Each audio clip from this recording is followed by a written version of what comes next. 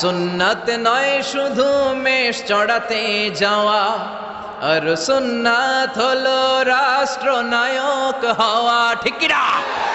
নাকি কোরআনের শুধু অর্থনীতি, কোরআনের সমাজনীতি মানবেন, কোরআনের রাজনীতি মানা যাবে না? কোরআনের ভেতরেও রাজনীতি আছে না নাই? বিশ্বনবী মদিনার প্রেসিডেন্ট ছিলেন কি ছিলেন না? মদিনার চোরগুলো ধরে ধরে বিশ্বনবী হাত কি দেয় নাই? মদ যারা খেয়েছে মাইট দিয়েছে কি দেয় নাই?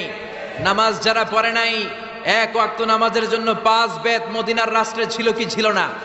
এই নিয়মটা যদি হতো, বিশ্বনবী বলেছেন ইন্নাল্লাহা মা ইয়াযাউ বিস সুলতান লা ইয়াযাউ বিল কুরআন।